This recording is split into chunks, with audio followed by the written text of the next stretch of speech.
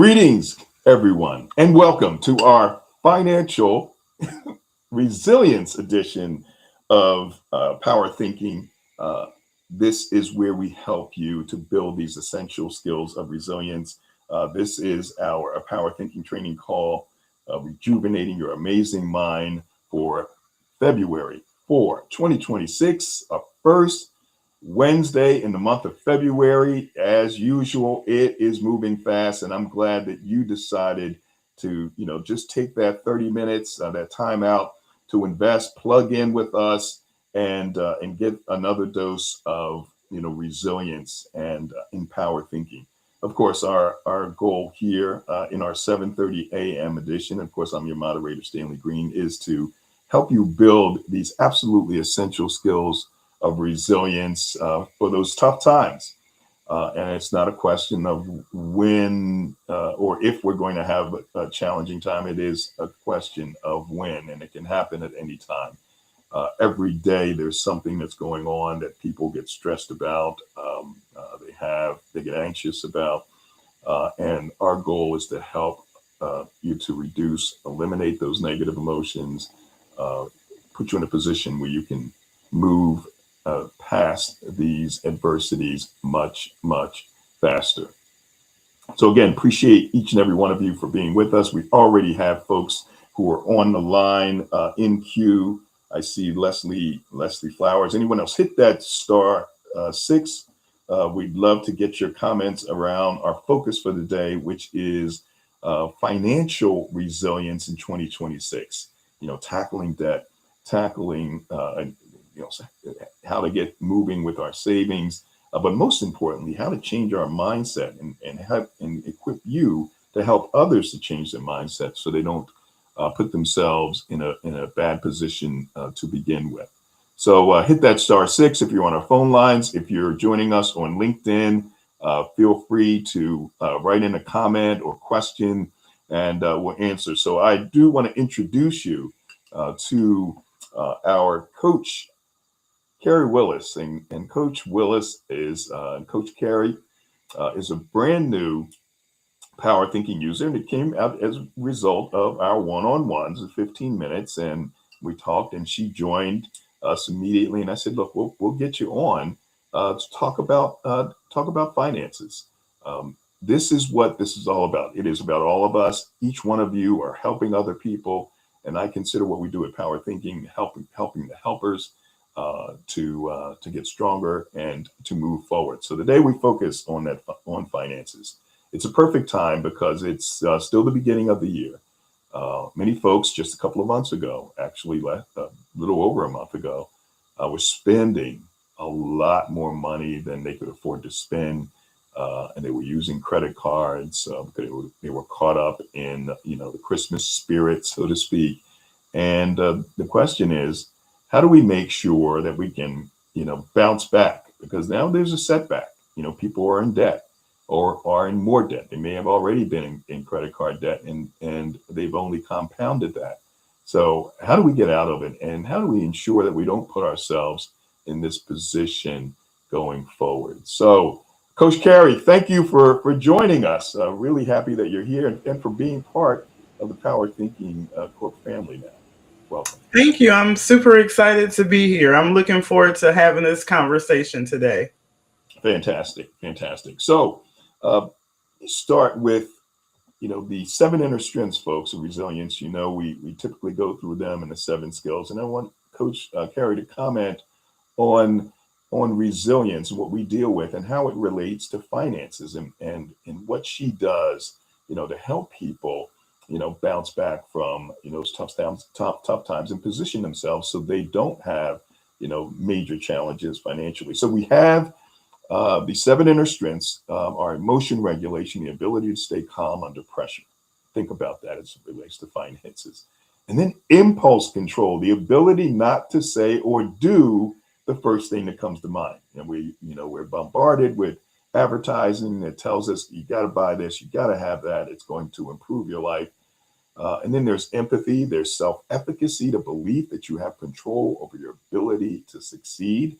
And there's some folks that have fallen into this state of learned helplessness where because they've had this habit of spending during the holidays using consumer debt and credit cards. And now, they have to climb out. They don't believe that they can. And it's a tough situation. Optimism, the view that ultimately, we'll get through this and we will thrive. Where folks on that? There's causal analysis is one of our inner strengths. Drilling down to the root cause. Why am I facing this every year? And there you saw a YouTube video where they talked about how do you reduce the debt? Well, folks don't even have the money. They didn't have the money in the first place. So how are they going to be paying this thing down? And then, of course, reaching out, taking the initiative to connect with others and taking action when faced with setbacks and challenges. So, Coach Carey, as we talked about these inner strengths of resilience, how does it relate to finances and what you do to help people? Well, one of the things that I absolutely love talking about is resilience. That's our ability to bounce back from a setback. And so, what's really exciting when it comes to financial resilience, I always think about the idea that we go into debt on purpose. We know that these holidays are coming up. We sometimes have not properly prepared. And then we should start thinking about, in terms of resilience, how can we get financially free on purpose? And so when you think about resilience, one of the things that I love about the Power Thinking app is that every single day you get some positive messages. Sometimes twice a day I've been getting them. And so I absolutely love that. Financial resilience, ultimately, I know people think I'm going to start talking about money, but financial resilience starts here. It actually starts in the mind. And resiliency is what you talked about earlier, that ability to adapt and recover from adversity, but also from stress and from trauma. And a lot of times, the stories that we've been told growing up have created financial trauma. So think about some of the stories you may have heard. Money is the root of all evil. Wealthy people are terrible people. And so when you have that type of mindset, we start with financial trauma emotionally. And that's why I think your 7 steps are so amazing, because it gives people an opportunity to reframe their thinking. And that way we don't go into debt on purpose. Fantastic. Let me just acknowledge a few people. John Warner from Chicago. We flashed his greetings up on the screen. Leslie Flowers, who's also on the phone lines. Good morning to the Power Thinking community. Thank you for being here. We'll go right to our phone lines. Let's bring up first. We have also Greg Jones, who's in the queue. So we're going to go right through those and see what questions or comments they have, and you can comment on those before we get into some steps that people can take to make sure that they're financially resilient. So let's go to our first contributor, Leslie Flowers. Leslie, thanks for joining us. Mention where you're joining us from and your thoughts about financial resilience in 2026. Welcome. Thank you, Stanley. Good to see you. And hi, Coach Terry. Also lovely seeing you.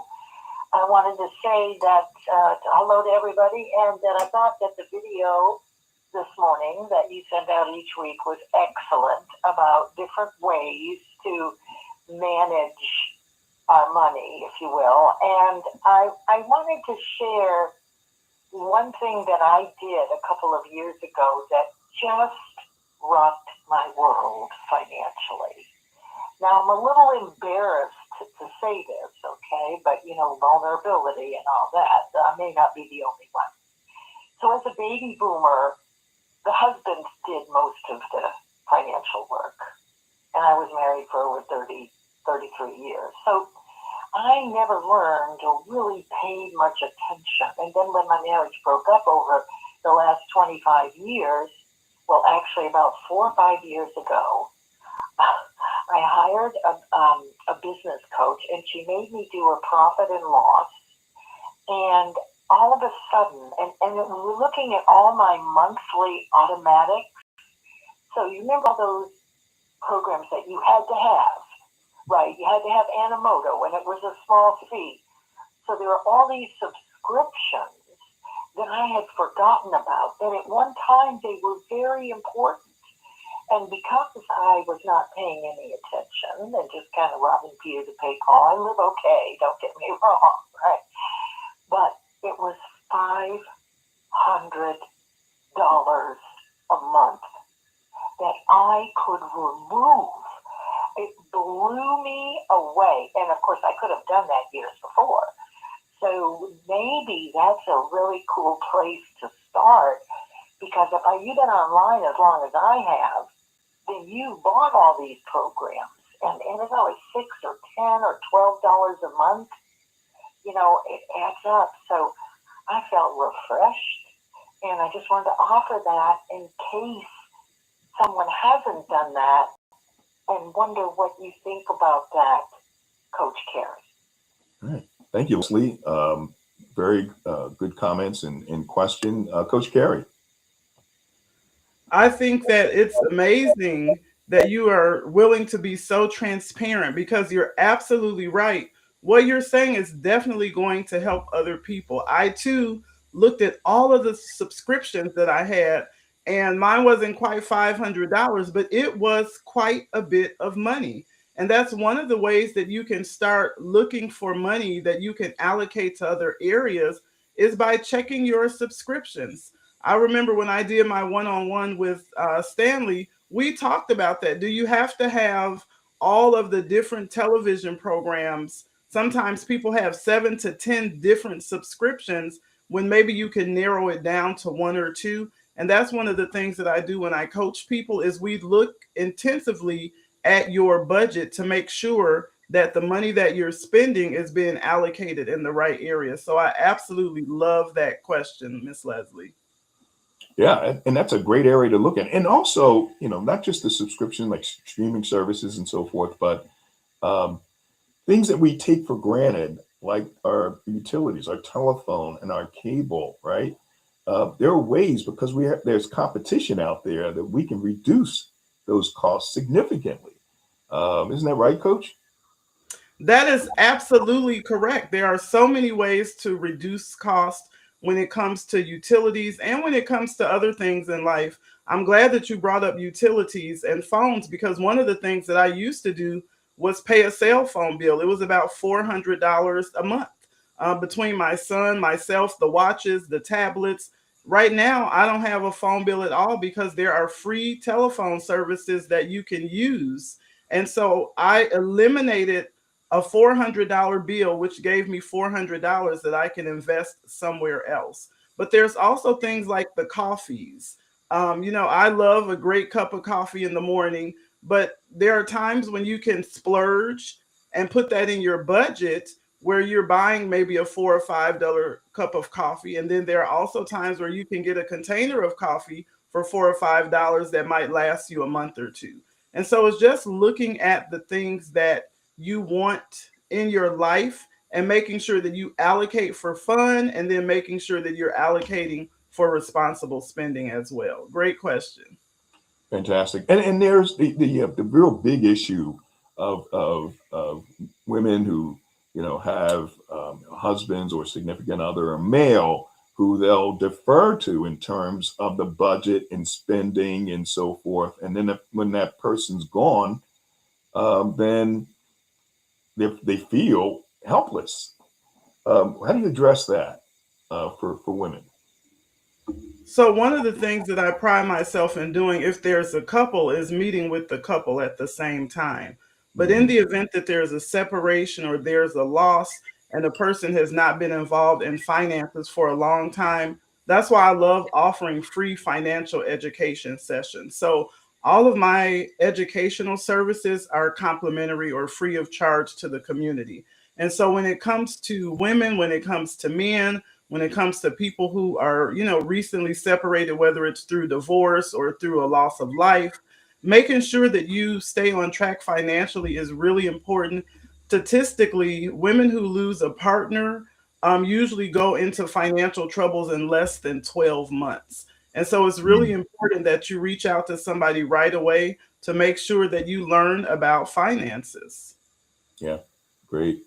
And I think Leslie made a comment, boomers for sure. We never learned anything in school about finances. And I think when we had our discussion, I told you when I was a deputy treasurer, we were focused on financial literacy courses and training in the schools, which most states don't have. And finally, and this was back in 2014, finally in 2023, a bill was passed that requires at least one course in high school before someone graduates around financial matters. So, maybe we're getting it. All right, we're going to keep moving, and because we have a few other folks on, and I'm going to go next to Olu. Olu, thanks for joining us. Mention where you're joining us from and your thoughts about financial resilience. Welcome. Olu, if you're unmuted there. So hopefully you can unmute on your end. And what we can do is we can get back to you. I'm going to put you on mute, and you may have to come back in again. You'll have to come back in again. We're going to go next to Greg Jones. Greg, thanks for joining us. I mentioned where you're joining us from and your thoughts about financial resilience. Welcome. Good morning, and I'm coming to you from the Rosedale section of Queens, New York. I'm a Brooklynite, a relocated Brooklynite down in Queens, and financial resilience. Well, that's one of my favorite topics, of course. Of course. Having been in business for now, started as a part-timer, just trying to earn some additional income. It's now going into a business career over 30 years now. So needed and so very relevant in 2026. I think the mentoring and the coaching that your guest is, a part of, it boils down to, I've heard the kids say, I got my mind on my money and my money on my mind, or something along those lines. And it's really comes around to how you think. It is a mindset or a mind game, as your coach Carrie started out with. And one of the challenging and toughest stages that you have to fight through and get out of is a stage called unconscious incompetence. I'm just want that to sit for like 10 seconds. Unconscious incompetence. You're unconscious about the incompetence that you have, or the things that you need to do, and how you have to manage and direct one of your most important assets and resources, your most important assets, which is your money, but more so your mind, your mindset. And one of the things I've learned over the years, and I've been in business a long time now, the seeds of financial incompetence start early. Yeah. And I've coached and even spoken to in my outreach, even kids, 3, 4, and 5 years old, who already know when you put $1 in their hand, what they want to do with it. Right. Which 95% of the time is disperse, spend it. There's nothing in their vocabulary or their thought process about retaining, making it grow, investing. And so it starts early, the gratification of spending money, which is a prerequisite for getting into debt. Great. Right. Well, let's hear. So I remember this is from Forbes magazine many years ago. I'll leave the audience with this.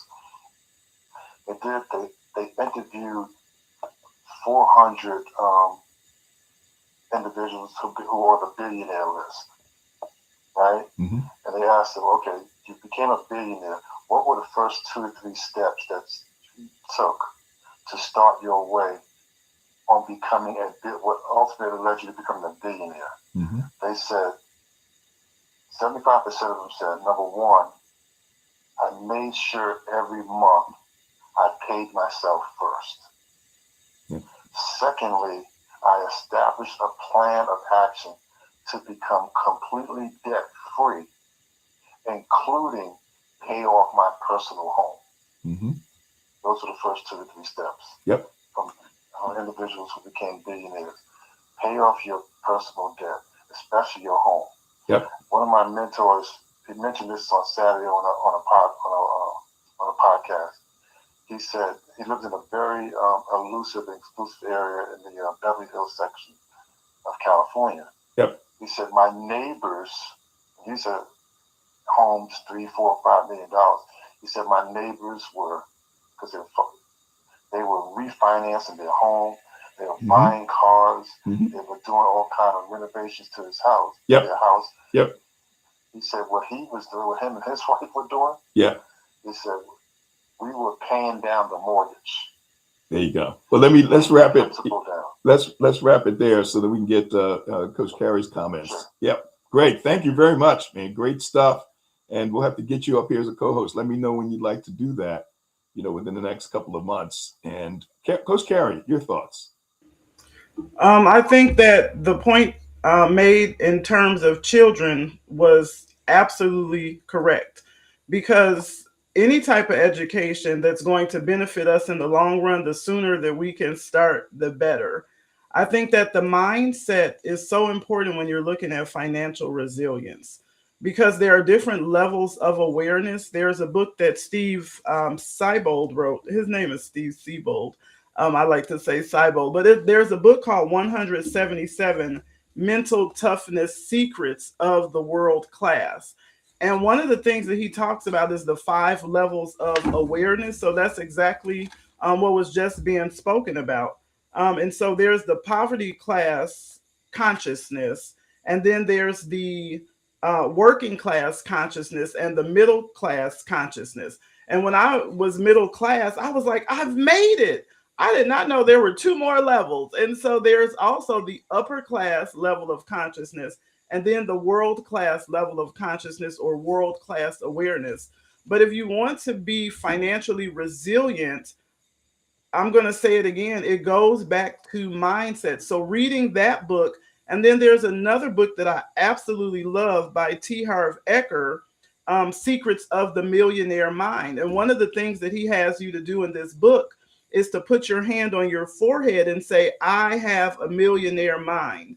And there are some other things that he does where he has you put your hand over your heart and make some positive statements about yourself as well. You want to live in your preferred existence. But all of that happens when you start to train yourself mentally. That's the first step to financial resilience. And that's one of the things, I have to say it again, that I love about the Power Thinking app, is that it starts to position you where you're thinking in ways that are positive throughout your day. It helps you to think positively. It helps you to improve your finances. It helps you to improve your life, your well-being, your relationships. And it all starts with your mindset. All starts with the mindset. Fantastic. Let's take some other. We're flashing the comments on the screen, so we won't be reading them. All the comments. We see someone here, Amy Powers. Amy, you seem really new to us, and giving is also a necessary component in addition to contentment. Thanks for that comment. Let's move to our next caller on the line. We have Carla Hill. Carla, thank you for joining us. Mention where you're joining us from and your thoughts about financial resilience. Welcome. Yes, thank you, and welcome, Coach Carey, as well. What I love about the video is the how-to, in terms of giving you hope, right? Whether you're starting with the highest interest card or the highest balance, but they're giving you options, and just the ongoing practice of being that resilience practitioner, and tying it back to the skills that you teach us, that you emphasize each week, and the emotional regulation, right? Just in terms of not buying something because, it'll make me feel happy, and it's time to impulse control. And that self-efficacy, that I have the belief that, I can maximize myself and develop these skills to have that control. about just the why, which Leslie, $500, the causal analysis, the root cause, the using the tool of analyzing, and then reaching out to someone like Coach Gary or Greg, right? And this in general, there's a Kenyan proverb: is if you want to go fast, go by yourself, but if you want to go far, go with others. And we need that support and that encouragement and that accountability from others. So thanks for allowing me to share. Thank you, Carla. Much appreciated. Coach Carey, your comments. I think that Carla is absolutely correct. You have to focus on mental health, mental wellness, mental well-being, and mindset when it comes to matters of money. And the more that you can get yourself together internally, the more that you're going to be able to reflect that externally.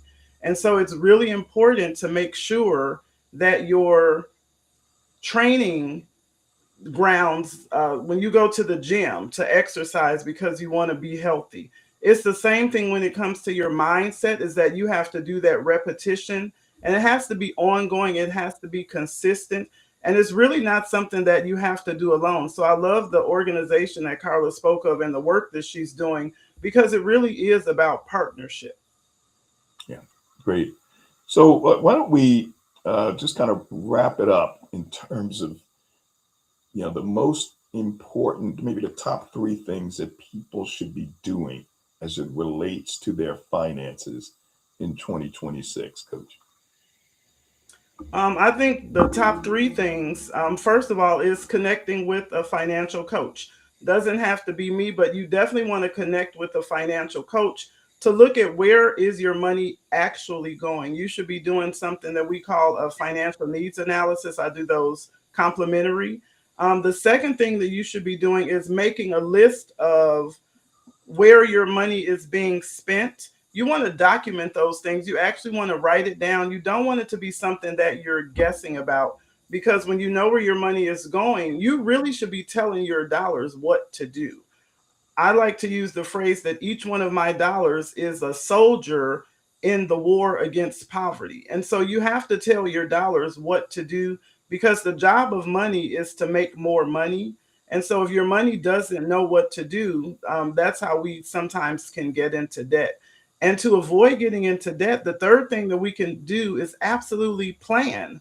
Plan your spending. We know that December is coming. We know that the birthdays come at the same time every year. So if you can start saving a little bit every single month to go towards the bigger things that you want to spend, that's something that we can do. There's 4 different places where your money should be spent that I talked about on my show, Retirement Clarity, that I did last Sunday. And so you definitely want to make sure that you're telling your dollars exactly where they should be. So those would be my top 3.